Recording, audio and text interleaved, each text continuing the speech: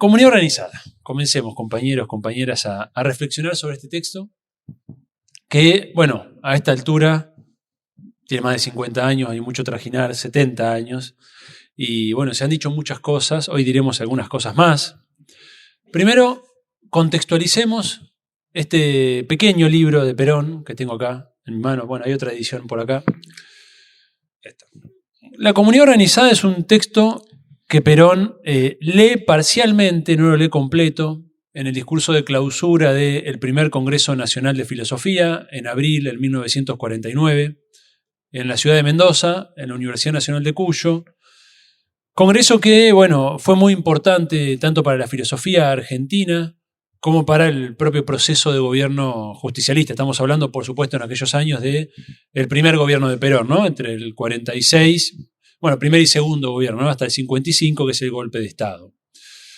Y el 49, ustedes se fijan que más o menos coincide con la mitad del proceso, una etapa de consolidación del gobierno de Perón.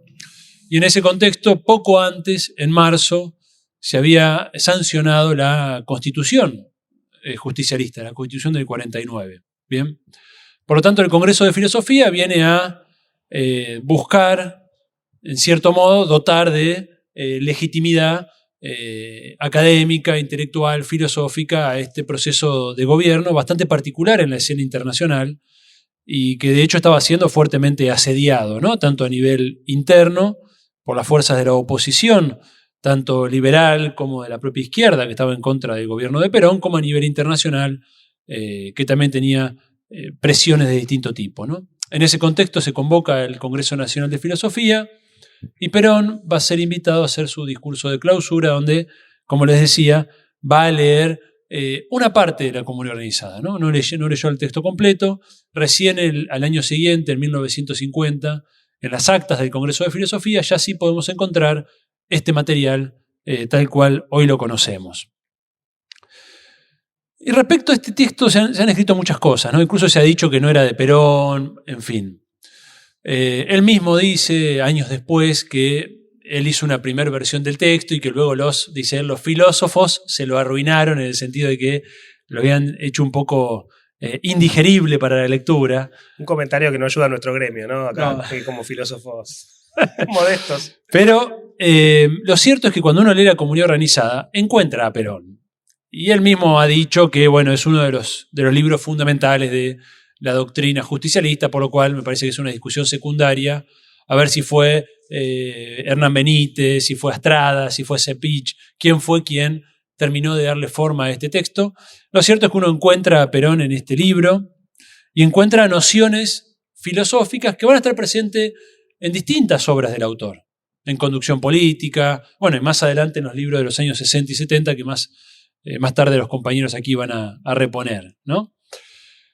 ¿Cuál es el planteo de Perón en este contexto? Bueno, ubiquémonos en un mundo de la segunda posguerra mundial, un mundo que estaba atravesando una profunda crisis de valores. De hecho, el título del primer segmento de la comunidad organizada refiere a eso, ¿no? A la crisis de valores. Esto era un tópico común en la filosofía de la época, de hecho es el contexto en el cual surge el existencialismo en Europa, con el cual el propio Perón dialoga, es decir, hay referencias explícitas e implícitas a la obra de Heidegger, a la obra de Sartre. Él menciona la náusea, bueno, y explícitamente menciona a Heidegger. Es decir, el diálogo es el diálogo del existencialismo porque es la etapa de la posguerra donde, bueno, por un lado se descubren los crímenes del nazismo, ¿no? Los campos de concentración, el genocidio que se había practicado en ese contexto. Por supuesto, los crímenes de la guerra en general, lo que significa la catástrofe de una guerra de esa magnitud, la mayor guerra que había vivido la humanidad hasta ese entonces, bueno, y hasta el día de hoy. Y por supuesto el ingreso en la era atómica, que es un tópico muy, muy importante en la época, ¿no? Todos los fines de los 40 y la década del 50 van a estar atravesadas por este temor a la autodestrucción nuclear, ¿no? Perón, de hecho, es un tema que repetidamente va a incluir en su reflexión, ¿no? Entonces, en ese contexto, en el cual dice él en este primer segmento, el progreso material, ¿no? El progreso técnico del ser humano ha avanzado mucho más allá que el progreso moral. ¿no? Es decir, nos hemos dotado de herramientas, de instrumentos de poder, instrumentos tecnológicos mucho más poderosos, ¿bien?, que, digamos, los instrumentos morales, ¿no?, que la cultura moral, que la educación moral de las sociedades, de los seres humanos, para utilizar esos instrumentos. Fíjese qué interesante, qué actualidad tiene eso, ¿no?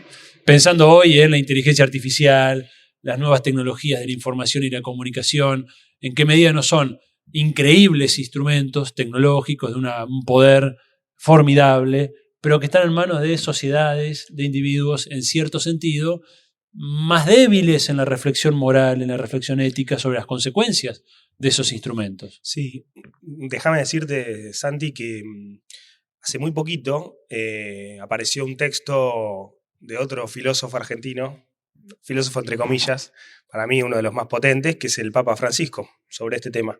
Casualmente Francisco fue a una reunión del G7, donde estaban los principales líderes de las potencias de Occidente, sobre todo, y fue el propio presidente argentino, también estuvo invitado, y leyó una intervención sobre la problemática de la inteligencia artificial.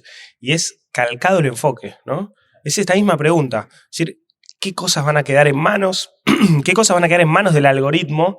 ¿Y qué cosas no podemos, en términos éticos, en términos de los criterios, ¿no?, de progreso cultural o de valores o espiritual, no dejarles en particular? Él ponía el límite que no decidan matar el algoritmo por sí mismo, ¿no? No crear armas por las cuales las máquinas tomen la decisión de matar o no matar sin que haya un ser humano detrás, ¿no? Y la problemática es muy bueno, lo recomiendo porque es un texto también de alto contenido filosófico, porque hay una continuidad, ahora Santiago seguro va a explicar mejor, ¿no? Hay un tronco de pensamiento, ¿no?, que se continúa hoy en los textos de Francisco. También en Laudato Si aparece esta dualidad, ¿no?, entre el progreso material o científico, tecnocientífico, y qué hacemos los seres humanos con eso. Tal cual. Bueno, sobre esta crisis de valores, que insisto, es el inicio del libro, pero va a empezar a reflexionar. Y él va a decir, bueno, en el mundo se presentan hoy dos grandes modelos, ¿no? El modelo del liberalismo occidental, capitalista, que se basa en una concepción de un individualismo, ¿no? Un individualismo que conduce al egoísmo disgregador de las sociedades y, en definitiva, a la infelicidad, dice él, ¿no? En el momento hay una cita que a mí me encanta, que él dice, el individuo es un experimento fracasado. Es muy bonita cita, ¿no? Porque sintetiza la crisis del individualismo occidental, que no va a conducir a la realización humana, sino por el contrario a la infelicidad colectiva, ¿no? Entonces tenemos este gran modelo que va a representar en el inicio de la Guerra Fría, estamos en el año 49, bien, la Guerra Fría se va a desplegar sobre todo en los años 50, estamos en el inicio donde ya se prevé este escenario de bipolaridad, bien, todavía la Unión Soviética no había estallado su primer bomba atómica, va a ser unos meses después, en el mismo año 49, que es el inicio ya sí definitivo de la Guerra Fría. Bueno, por un lado tenemos este liberalismo y por otro lado el modelo colectivista extremo, ¿no?, que sería la supresión del individuo en favor del Estado, de la comunidad, o en nombre de la comunidad en favor del Estado, que es el modo en que él va a entender a la Unión Soviética y hacia dónde conduce el marxismo tal cual él lo entiende, ¿no? Siempre digo, bueno, acá es importante entender que el marxismo de la época estaba fuertemente dominado también por la mirada estalinista, soviética, ¿no?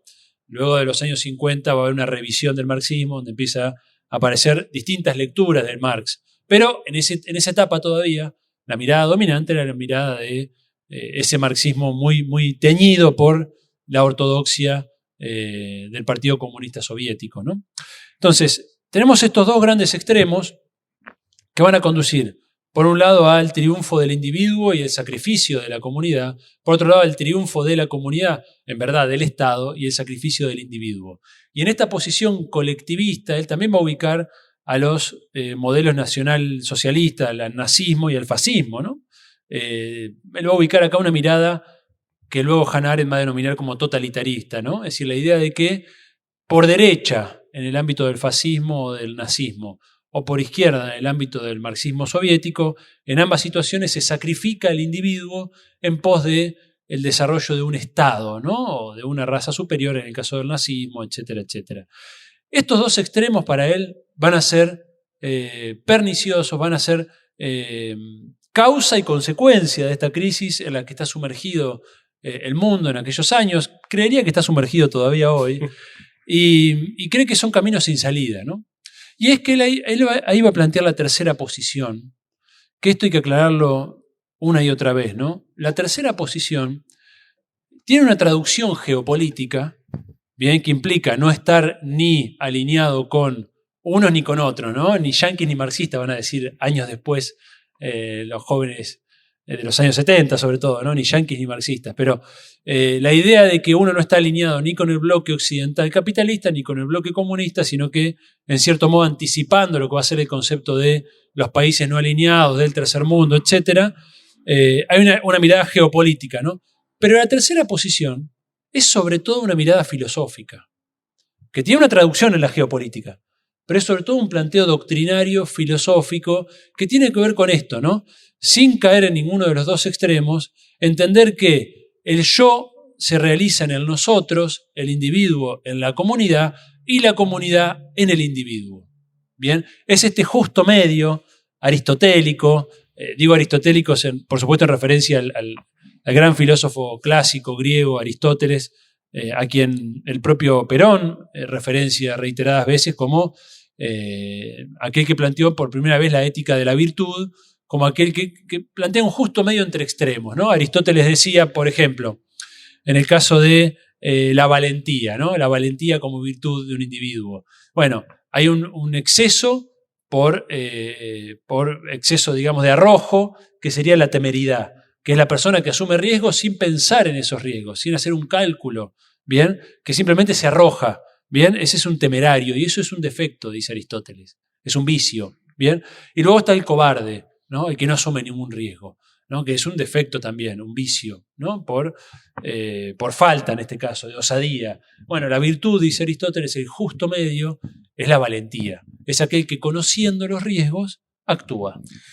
Déjame en esto de postular, ¿no? La fundamentación más filosófica, ¿no? De una política, reponer algo del gesto del momento, ¿no? Porque Santiago muy bien decía, el Congreso de Filosofía, con un auditorio, un contenido que no era exclusivamente argentino, ¿no? Había una participación bastante destacada de filósofos también de otros lugares del mundo. Y en cierta forma eso se ve, ¿no? En la comunidad organizada, la idea de que no está explicando solamente lo que puede fundamentar una política nacional en la Argentina, sino una pretensión, o por lo menos, no sé cómo lo ves, una pretensión universalizante, ¿no? de esa fundamentación, algo que podría ser modulado de distintas maneras en distintos países. Absolutamente, ¿no? Él es explícito en esto, y es correcto lo que decís. Él tiene una propuesta, de hecho creo que inicia así, hay un pequeño párrafo antes de que empiece el libro en sí, antes de que empiece su discurso, que él lo lee también en el Congreso, donde él básicamente dice, miren, esto es una invitación a un experimento filosófico mundial, ¿no? Argentina, y esto en Perón es fascinante, porque Perón nunca es una persona que se queda en la marginalidad. Todo lo contrario, el justicialismo lo propone como una filosofía mundial. Esto a mí me resulta increíble. Cómo desde el sur, ahora usando un concepto actual, ¿no? Cómo desde el sur global somos capaces de pensar en términos universales, pero de una universalidad no dominante que ha sido la universalidad europea occidental, ¿no? Sino de una universalidad de la periferia, que es la universalidad que se propone el justicialismo de Perón, que es la unidad en la diferencia, ¿no? Que es un concepto muy, muy propio de Perón. Sí, incluso uno trata de imaginarse, ¿no? Pero no es que fue a la Asamblea General de las Naciones Unidas a proponerlo, sino que fue ni siquiera en la ciudad de Buenos Aires, en la ciudad de Mendoza, en un evento de filosofía, desde el cual, ¿no? proyectar esa mirada global, lógico, en el recontra sur del mundo. Bueno, ahí hay algo también muy marcado, ¿no? De cómo pararse frente a la realidad. De una osadía intelectual y política muy notable, ¿no? Sí. Y hay algo de lo de peronicemos el mundo, ¿no? Que circula ahora también en mala manera, porque no se trataba de peronizar a los demás, pero se trataba de proponer un enfoque, ¿no? Frente a las problemáticas. Entonces, la idea de la virtud que Aristóteles desarrolla en el plano individual, bueno, también tiene una concepción política que no viene al caso, pero en el caso de Perón, él lo va a aplicar a las sociedades, ¿no? La idea de que la sociedad debe ser virtuosa para que el individuo pueda realizar su virtud, ¿no? Y la virtud del individuo va a estar en Perón. Y esto es un elemento que yo veo, después lo charlaremos, en conducción política también, que es la omnipresencia en la reflexión de Perón de la dimensión espiritual del hombre, ¿no? Digo del hombre porque es el término que utiliza, hoy diríamos del ser humano, de la persona, ¿no? Una dimensión espiritual que para él es clave, porque él va a decir, y lo dice en Comunidad Organizada, la crisis de valores de nuestra época, la crisis que atraviesa la humanidad, es una crisis materialista, dice él. Porque tanto el liberalismo como el marxismo, en la interpretación que él hace, son ideologías materialistas que son parte, digamos, del propio discurso de la modernidad que ha desacralizado al mundo y a la vida, ¿no? Y él dice, y esto es muy importante, es muy difícil sostener un concepto de dignidad humana sobre la cual apoyar un proyecto de justicia social, ¿bien?, si no tenemos una dimensión espiritual del hombre. Fíjense qué interesante. Porque el concepto de dignidad humana es en definitiva el concepto de derechos inalienables, la idea de que hay derechos de todo individuo por el solo hecho de ser una persona humana. Cuestiones que hoy están en discusión, ¿no?, con este gobierno y con lo que estamos viviendo incluso en el mundo, ¿no? Y sin embargo, él va a decir, sin ese concepto de dignidad humana, ¿cómo justifico yo, desde un punto de vista exclusivamente materialista, el hecho de que todos tienen derechos? ¿Se dan cuenta? Es muy importante y es muy profundo. Ahora, ¿qué es esa dimensión espiritual? ¿Refiere necesariamente a lo divino, a lo sagrado? Yo creo que sí, en el sentido de lo sagrado, de los valores, pero no hay una referencia explícita ni a la religión ni a un Dios en particular, ¿no? Sino lo que aparece más bien es la idea de que hay un ámbito, que es el ámbito de hecho de la doctrina, al menos tal cual yo lo entiendo, que es un ámbito al cual no se accede mediante la intelección, mediante el uso de la razón, sino mediante el amor, la mística, mediante la inculcación, dice en conducción política, es decir, facultades suprarracionales, ¿no?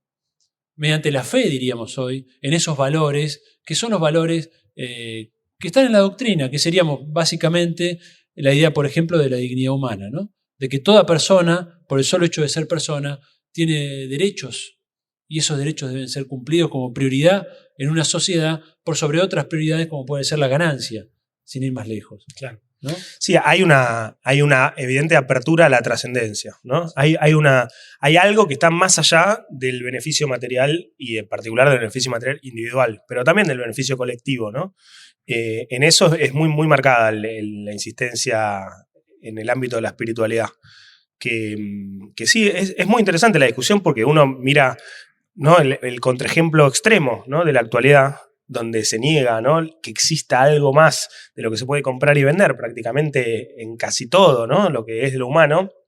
Y lógicamente las consecuencias que derivan del pensamiento deshumanizante de que no hay prácticamente más nada fuera de eso es que todo se puede comprar y vender. Entonces sacan la conclusión, bueno, vendamos niños, bueno, vendamos órganos. Exacto. Y después se dan cuenta que no cuaja con la sociedad, pero la conclusión lógica se extrae de la premisa de negar, ¿no?, esa trascendencia, esa espiritualidad. Tal cual. Es que esa clave de lectura que vos estás diciendo es la que hace Perón en Comunidad Organizada. Que es un poco la idea dostoyevskiana de Dostoyevsky, ¿no?, por el escritor ruso, cuando decía, si Dios no existe, todo está permitido. Esa idea subyace en Perón. De hecho, él tiene muchas lecturas, y esto a lo cual vos hacías referencia en los elementos en comunes con Francisco. Hay muchos elementos, por supuesto, comunes en lo que es la teología cristiana de aquellos años, en la cual también abreva Francisco. Si uno ve Comunidad Organizada y ve Fratelli Tutti, y hay tantos elementos en común, ¿no? La idea de, por ejemplo, la unidad en la diversidad, que es muy propia de Perón. El proyecto de Perón no es un proyecto particularmente estatista, ¿no? Es un proyecto sí de desarrollo de la comunidad en armonía con el desarrollo del individuo, ¿no? Por eso yo creo que está muy bien lo que decía Juan Grabois en el video el otro día, ¿no?, en relación a que tampoco es una posición capitalista, ni siquiera industrialista. Estos son elementos que son circunstanciales a la doctrina. Lo que importa es la doctrina. La doctrina en este caso tiene que ver con estos valores absolutos del valor humano en definitiva, ¿no?, de la vida, ¿no? Incluso después va a incorporar hasta la naturaleza como un gran elemento en el pensamiento del propio Perón, ¿no? Como aquello que, bueno, el humus, dice Juan, ¿no?, que es la base de lo humano también, y que el propio Francisco ha recuperado desde la prédica de Francisco de Asís, ¿no?, que es el valor de la naturaleza donde se desenvuelve el ser humano.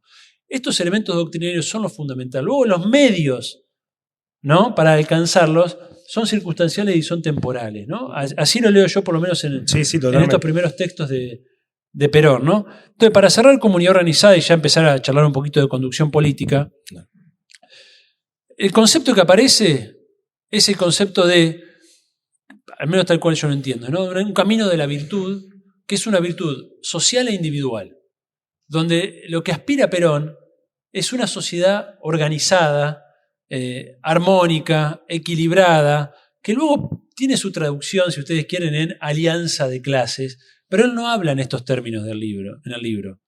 Él está hablando más bien, en términos filosóficos, de una sociedad que requiere de individuos que estén realizados para que esa sociedad se pueda realizar, y viceversa, ¿no? Individuos que requieren de una sociedad que se realice para poder ser realizada. Esta es la clave de interpretación de la comunidad organizada.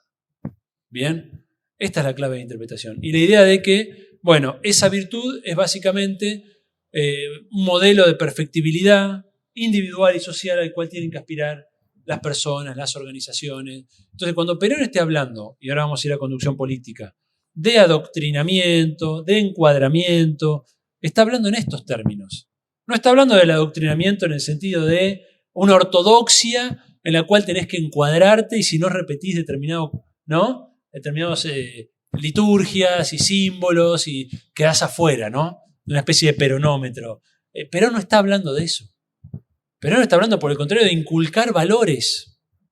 Y la adhesión a esos valores te hacen parte de una mística, de un movimiento histórico. Es interesante también el uso de la palabra mística. Sí, ahora lo vamos a retomar eso. Y él habla de sentido y sentimiento. Varias veces en comunidad organizada y en conducción política, él habla de que en esa dimensión espiritual del ser humano encontramos el sentido y la justificación de nuestra existencia. Y se adhiere emocionalmente mediante el sentimiento, ¿no? Sin esa doctrina, la pura intelectualidad, la pura razón, no me permite a mí el sacrificio, la abnegación que se necesita, ¿no? Bueno, yo creo que con esto tenemos un pantallazo por lo menos de lo que plantea comunidad organizada, con esta cita de cierre que es muy bonita, que él mismo utiliza, ¿no? De Baruch Spinoza, un filósofo europeo moderno, pero de esos raros, ¿no? Un poco marginales, hoy un poco de moda, pero en la época de Perón no estaba muy de moda. Y Perón ya es un espinociano antes de época, y él va a cerrar diciendo: sentimos, experimentamos que somos eternos. Y acá está lo notable, ¿no?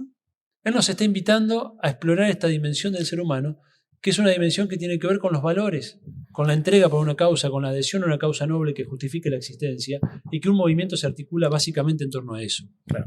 Bueno, muy bueno, muy bueno. Hacemos el link directo porque quería decir lo último. Incluso la noción, el corazón, ¿no? de la doctrina, ya de la filosofía, ¿no? Del peronismo, que yo creo que siempre es la idea de la justicia social. Es una idea que hoy está muy en discusión, ¿no? También en la actualidad, explícitamente, ¿no? O sea, hay un ataque directo, ¿no? A decir que es un robo o que es una coacción violenta, ¿no? La justicia social. O sea, que está en debate por qué deberíamos adherir o no a esa mirada. Es un concepto, una idea que es imposible de fundamentar sin esa dimensión espiritual. Es una decisión, la justicia social, no es un dato de la realidad. Puede haber una distopía negativa como la que se imagina ahora. Es posible perfectamente, ¿no? De la exclusión del otro, del abandono del otro, del desamparo, de la intemperie del otro.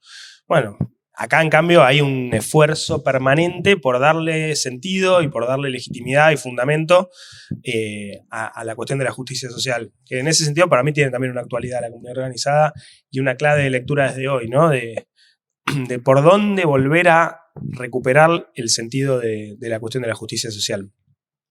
Pero bueno, yendo a conducción política, que era un poco la tarea de conducción política, en realidad es un trabajo particular porque son clases que dio Perón en el marco de una institución que crearon, la Escuela Superior Peronista, Justicialista, en el año 51, un poquito después de la comunidad organizada, pero también forma parte de esa etapa, ¿no? O sea, recordemos que el peronismo emerge con mucha fuerza en el 45, llega al gobierno a principios del 46, se desarrollan 3 años súper intensos de grandes transformaciones de la Argentina, de grandes realizaciones que son quedaron, ¿no? En la memoria colectiva, muy marcados, y llega un momento donde Perón toma la decisión de intentar consolidar institucionalmente, filosóficamente, doctrinariamente, todo eso que se había puesto en movimiento. Que es un gesto también interesante, ¿no? ¿Por qué darle ese cuerpo intelectual, ese cuerpo doctrinario de su movimiento. No todas las fuerzas políticas hacen esto. Hay algo del carácter también y también de la historia, ¿no? Recordemos que Perón, antes de su vida pública, había tenido una larga vida, ya por lo menos 20 años fácilmente, ¿no? De desarrollo profesional con un carácter también docente, pedagógico, intelectual, digamos, al interior del ejército, de las Fuerzas Armadas. Con lo cual acá hay un gesto también de ponerle un marco intelectual, doctrinario al movimiento político que se había generado, de alguna manera una etapa de consolidación, ¿no? en estos distintos sentidos. Y conducción política son las clases que él preparó para cuadros intermedios, cuadros auxiliares del propio movimiento. O sea, no son discursos públicos para las masas, para las mayorías, para el pueblo argentino, para los trabajadores. Es como la desgrabación, diríamos hoy, de las clases que él dio. Así que también es interesante eso, ¿no? Es un Perón como pensando en un objetivo particular, que era cómo darle más cuerpo en esto de la organización, ¿no? Que después está el apotegma más famoso, ¿no? De que la organización vence al tiempo, ¿no? Este intento permanente por la institucionalización del propio movimiento, acá está trabajando esa idea organizativa, muy, muy marcado. Sí, eso te escucho y pienso, ¿no? ¿Qué horizonte de trascendentalidad tiene él, incluso a nivel temporal, ¿no? En esta época en que todo es tan rápido, tan ligero, tan coyuntural, que la reflexión llega a lo sumo hasta la próxima elección, él está pensando, y en ambos libros aparece, bueno, las generaciones por venir, ¿no? Hay que construir una doctrina, un método, una organización que venza el tiempo. Y uno sabe que es finito, y la vida se termina, pero es parte de un movimiento histórico que lo trasciende. Totalmente, sí, impresionante. Muy, muy impresionante eso. Incluso él da a entender que digamos, la doctrina es muy incompleta, las teorías son muy incompletas, que recién las generaciones jóvenes que crezcan en lo que se imaginaba en esa nueva Argentina iban a poder llevar por ahí a una mirada más plena desde el punto de vista doctrinario, que por ahora era como preliminar, pero bueno, un esfuerzo de sistematización muy grande. Muy, muy valioso. También, digo, para pensar esta particularidad del peronismo, a diferencia de otros movimientos nacionales y populares latinoamericanos, que tiene también una proyección en el tiempo diferente, ¿no? Por múltiples causas, pero sin duda había una intención también, ¿no? De parte del propio Perón de trabajar en ese marco, que es muy impresionante cómo choca con el prejuicio de la caricatura histórica, ¿no? Antiperonista, gorila, esa idea de la demagogia, ¿no? Del tipo que lo llevaba con el plato de lenteja, toda esa que después se sigue reproduciendo, ¿no? El planero, el plan social, el clientelismo, todo lo que se identifica desde el imaginario antiperonista con el propio Perón, es muy contrastante cuando uno agarra un libro de Perón y dice, bueno, a ver, voy a leer lo que dijo este tipo, lo que hizo este tipo, y es muy evidente la distancia, ¿no? Muy, muy marcada. No existe nada, creo, no sé, hasta donde yo conozco, no hay ningún liderazgo del antiperonismo, ¿no? Como esa identidad antagónica, permanente, ¿no? Y a veces hasta más intensa que el propio peronismo en la historia argentina, con un gesto similar. Hay muy poco. Y fíjate además lo que vos muy bien decías de conducción política, que son clases. No es que vos decís, bueno, esto lo dijo para, ¿no? Como parte de su proselitismo electoral, ¿no? Y que después hacía otra cosa. No, estas son las clases, esto es lo que bajaba, la línea que bajaba para sus militantes, y que después fueron publicadas en la revista, que era la revista de la militancia, que era Mundo Peronista. Después te ponen esto en blanco y negro y... Bueno, estábamos en esto, ¿no? En que Conducción Política fue un libro para la militancia, no era un discurso que luego no tenía correlato en la práctica, ¿no? Si algo caracterizaba a Perón justamente es el énfasis en la realización, en la ejecución, en la práctica, no en el discurso y en la palabra vacía luego de acción, ¿no? Y Conducción Política era eso. Era eso, sí. Sí, está esa frase que a mí me impacta mucho de que la realidad es superior a la idea, ¿no? Que siempre la retoma Francisco. Hoy estamos muy francisquistas, está muy bien. No, la realidad es superior a la idea. Y Perón, en Conducción Política, recontra la realidad superior a la idea. Casi que la idea sin realidad no tiene mucho sentido. Tampoco la realidad sin ideas. Pero la idea, la erudición, por la erudición misma, bueno, tiene ese límite, ¿no? Muy, muy marcado. O sea, hay una orientación de pragmatismo en el buen sentido, ¿no? De conducir la doctrina y la teoría hacia la práctica y hacia la transformación de la realidad, que me parece también una cosa muy interesante desde el punto de vista de la formación política también, y particularmente para los que participamos en política y militamos, porque obviamente uno participa de un montón de circunstancias de formación académicas, universitarias, escolares, donde ese matiz no forma parte, lógicamente, no forma parte del contexto, pero desde el punto de vista de la formación política hay algo de incorporar eso, ¿no? De incorporar la función pragmática de la teoría y de la doctrina. Quiero leer una cita, ¿no? Tengo un par de citas acá de conducción política, lo muestro. Esta es una edición espectacular que recomiendo porque está online, la hace la Biblioteca del Congreso de la Nación, que tiene la obligación por una ley de ir publicando las obras de Perón, no sé si las obras completas o escogidas, pero tiene y lo está haciendo muy bien, y hay un montón de trabajos ya publicados, es muy interesante, y la voy a leer, dice esto, ¿no? Las doctrinas básicamente no son cosas susceptibles solamente de enseñar, porque el saber una doctrina no representa gran avance sobre el no saberla. Lo importante de las doctrinas es inculcarlas. La palabra que usaba Santiago, ¿no? Inculcarlas. Vale decir que no es suficiente conocer la doctrina, lo fundamental es sentirla y lo más importante es amarla. Es decir, no solamente tener el conocimiento, no es suficiente tener el sentimiento, sino que es menester tener una mística, que es la verdadera fuerza motriz que impulsa a la realización y al sacrificio para esa realización, ¿no? Entonces ahí aparecen esas tres dimensiones, ¿no? Está el conocimiento, lo intelectual, ¿no? La dimensión de la racionalidad intelectual.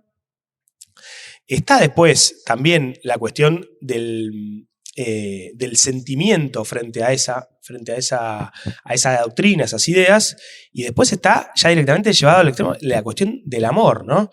Y de la mística. Y sin mística no hay realización porque no hay sacrificio para la realización.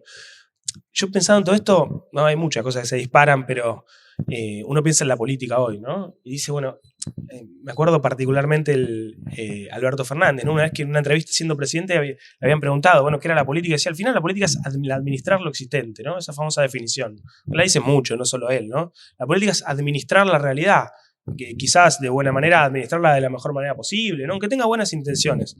Pero hay algo de la administración de lo real. Claro, la política como gestión. Eso lo puedes hacer sin mística, sin sacrificio. Lo puedes hacer, no hay ningún problema. Es casi un oficio. Hay gente mejor, peor para administrar, buenos administradores. Incluso no es poca cosa para un gobernante tener una buena administración. Es un tema importante. Pero Perón está incorporando una dimensión extra, ¿no? Que tiene más que ver con lo épico, con cuando se piensa la política como gesta emancipatoria, además de como administración. Y para esa parte de la política hace falta la mística, hace falta el amor, el sentimiento, hace falta toda una parte que no es ya racional en las personas. Incluye lo racional, pero va más allá de lo racional.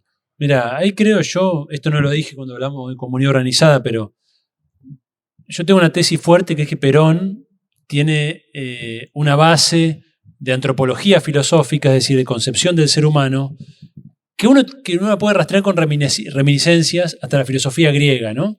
Que él va a abrevar en toda la tradición filosófica occidental en comunidad organizada. Y en la filosofía griega había una concepción tripartita del alma, que es la concepción de Platón, la concepción del ser humano, donde básicamente en la naturaleza humana hay tres dimensiones, ¿no? Que es la dimensión del corazón, del espíritu, que es la que abraza las causas nobles, el sentido de justicia, la sólida verdad, dice Perón, ¿no? La sólida verdad, que me permite andar en este tiempo turbulento de crisis. Fíjese qué interesante, qué actualidad. Hay otra alma que tiene que ver con lo intelectual, lo racional, el conocimiento, las explicaciones, bien, la dimensión racional intelectual. Y la tercera tiene que ver con la voluntad, el deseo, los apetitos, la acción, el motor de la acción. Esto es una concepción muy tradicional en Occidente. Y Perón, si uno empieza a leerlo en esa clave, va a encontrar que permanentemente se está moviendo en esos tres niveles, ¿no? Doctrina, lo espiritual; teoría, lo explicativo; formas de ejecución, la acción, ¿no? La explicación como lo racional, la inculcación como lo doctrinario. ¿Sí? Hay un juego ahí que es muy interesante en él, de profunda tradición filosófica, y que la crítica que él hace al liberalismo y al marxismo es básicamente que se mueven en el plano de lo material, ¿no? De la explicación, de la acción, pero no de la dimensión de lo perfectible, de lo absoluto, de los valores, ¿no? Claro. Es una dimensión interesante de análisis. Sí, absolutamente. Que en esto que estábamos hablando, el otro día escuchaba el video también de Juan Grabois, la cuestión del propósito, ¿no? El sentido de propósito de la militancia. Que nadie milita sin un sentido de propósito, sin una búsqueda que va más allá. Nadie milita para administrar mejor la realidad. Hay algo que, y no solamente digo cuando la política se entiende como función pública, ¿no? La política en el sentido más amplio posible, de compromiso, cuando aparece la cuestión, ¿no? del bien común, que también es una idea de reminiscencias, si se quiere, claro, clásicas, ¿no? Y en la tradición neotomista, ¿no? Todo esto que decía Santiago, relacionado con algunas derivas del pensamiento más católico, cristiano, que están presentes, ¿no? Claramente en Perón. Cuando aparece esa búsqueda, se hace en nombre de un propósito que va más allá. Y si se pierde ese propósito, y bueno, se corrompe también la práctica política. Más que se corrompe, se degrada por ahí, ¿no? Sería la manera. Entonces acá con lo doctrinario es como una búsqueda de que la llama de esa parte, de lo que convoca al compromiso, levantarla, darle un valor, o ubicarla en un lugar jerárquico incluso, ¿no? Claro, es que si vos te fijás, el alma, digamos, que persigue los intereses, que es donde se basa el liberalismo, ¿bien? Es la búsqueda del interés, es la búsqueda del cumplimiento del deseo, de la satisfacción del deseo inmediato. Anclaría ahí. La idea de los totalitarismos para Perón en Comunidad Organizada es la traducción del hegelianismo, ¿no? Que es someter la parte al todo. El hegelianismo de derecha conduciría al fascismo, el hegelianismo de izquierda conduce al marxismo. En la lectura de Perón, ¿bien? La tercera posición, ¿cuál es? La primacía de esta dimensión espiritual del ser humano, que es la dimensión de la perfectibilidad. ¿Te das cuenta? Entonces, la tercera posición es la que busca un equilibrio entre las partes. ¿Bien? Y una vida virtuosa, que es la vida que sigue ese modelo de perfectibilidad. Entonces, la conducción política, cuando Perón dice cada uno es un conductor de sí mismo, está diciendo en definitiva, ¿bien? No es que el conductor tiene que decirte, como en un régimen totalitario, qué tenés que hacer o qué podés. No, sino que el conductor da las directivas de un modelo social donde cada individuo se realiza no siguiendo esa conducción de sí mismo, que es ni más ni menos que la virtud, que el camino de desarrollo personal, ¿no? Incluso él dice, hasta el último de los conducidos, ¿no? En el pueblo es conductor, se conduce a sí mismo, hasta el último, y al último, hasta él, bueno, en el medio de todo. Vamos con otra cita, no la queremos hacer larga, que no se nos está pasando el tiempo, que también es interesante para lo que se discute hoy, sobre esto de las ortodoxias, el peronómetro, toda esta historieta, donde dice también en Conducción Política, dice así: las doctrinas políticas no pueden ser eternas, aunque sean eternos los principios que las sustentan. O sea, hay algo, ¿no? De esto, de lo espiritual, que es medio trascendente, pero las doctrinas políticas no. O sea, que el que viene a hablar en nombre de la doctrina tal como fue establecida por Perón, bueno, es raro. Dice, pero dentro de la doctrina, además de los grandes principios, están contenidas muchas cuestiones de forma que obedecen a las condiciones de tiempo y espacio. La doctrina debe ser actualizada. Quizá dentro de 10 o 20 años lo que hoy decimos del peronismo y que vemos tan maravilloso ya será anticuado. Vale decir que a la doctrina hay que mantenerla al día y hay que hacerla evolucionar, presentando siempre nuevas formas activas de esa doctrina. Mirá, como nota al pie de eso que estás diciendo, hay una reflexión muy interesante en esta época, que es la relación que él hace entre formas políticas y cambio técnico, cambio tecnológico. Porque él dice, el peronismo es producto de la radio, dice en un momento, ¿no? Es la radio lo que va a permitir la construcción de un movimiento de las características del peronismo, ¿no? Rompiendo con el modelo de partido liberal que él asocia al caudillismo, a la política del siglo XIX, que está perimida, ¿no? Aplicando la misma reflexión deberíamos preguntarnos, ¿cuál es la forma política que debe asumir el movimiento en esta etapa con las nuevas formas tecnológicas que se han desarrollado, ¿no? Como preguntas, no para resolver, pero evidentemente, si estamos repitiendo un manual desarrollado en la sociedad de la radio, ¿no? No estamos leyendo bien a Perón, que nos está invitando a que reflexionemos tiempo histórico, modelo político, ¿no? Subjetividades en función de una época. Sí, esa es una nota al pie a lo que dijiste. No, y me parece que hay como, yo me imaginaba, ¿no? Dos alternativas opuestas igual de forzadas, ¿no? Frente a esta frase.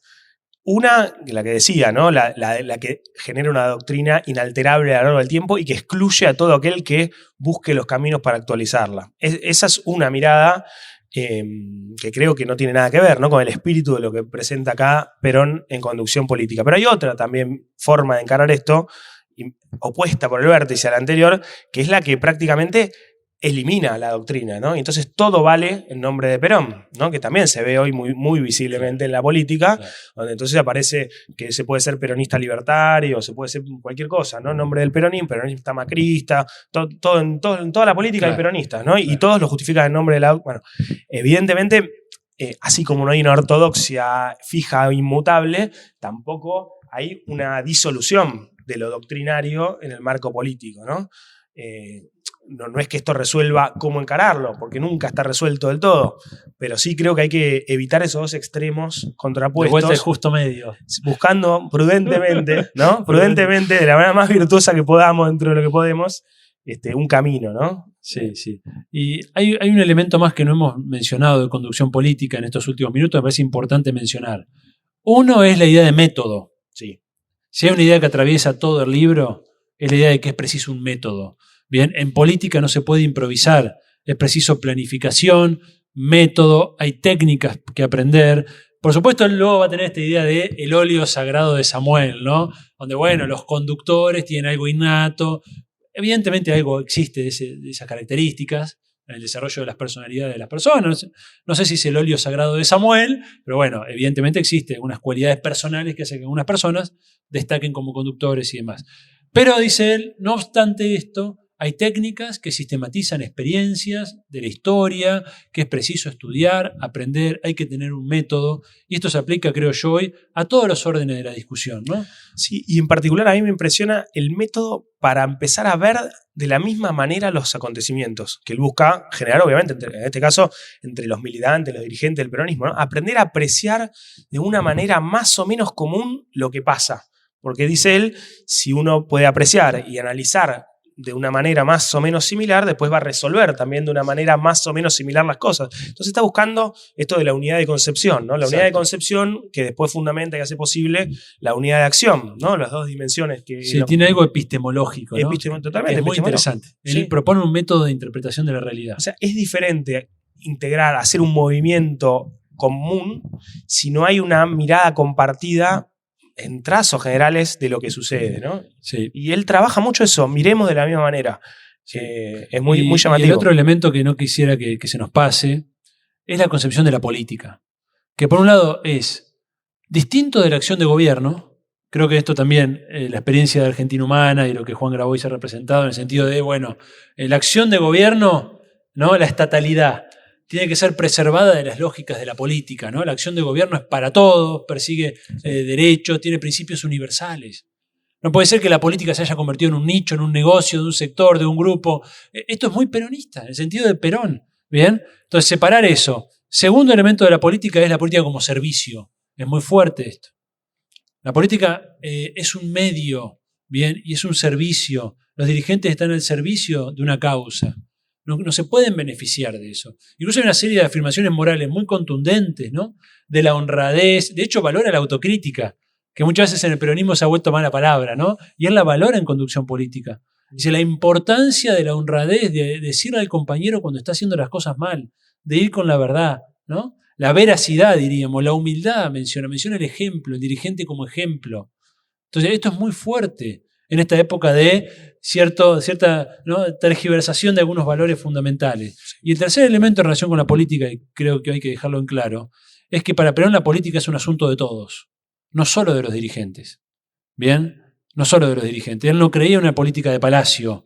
Por el contrario, muchas veces, y en el libro lo explicita, se trata de, dice él, elevar el nivel cultural, la cultura cívica, el nivel político de las masas, porque las masas organizadas son parte de, ¿no? esencial de la política y de la propia conducción política, ¿no? Sí, por ahí para ir terminando. Esto último me parece clave porque también contrasta con la caricatura, ¿no? O con no sé si la lectura del antiperonismo, ¿no? Que pareciera que mientras más ignorante, mientras más hambreada, mientras más en peores condiciones tuvieran las mayorías, era más fácil, ¿no? La acción demagógica del conductor, del líder de Perón. Y es absolutamente lo contrario de lo que dice Perón. Es imposible conducir, dice, lo inorgánico. Es imposible conducirlo. Para poder conducir al pueblo, el pueblo tiene que haberse inculcado algunas miradas de lo doctrinario, de lo espiritual. Sin eso, sin esa base, ninguna masa convertida en pueblo va a estar dispuesta a ser conducida. No vas a poder conducir a nadie, le dice. O sea que es absolutamente al revés, ¿no? de lo que permanentemente se plantea. Y lo último que yo quería decir, simplemente también por la actualidad, que está planteado el tema de la estrategia y la táctica, ¿no? Conducción política, incluso definida, y que es muy interesante porque la definición de estrategia política, dice: estrategia política es la serie de medidas y acciones que la conducción general establece para preparar las mejores condiciones de la lucha táctica en los lugares donde ella se realiza.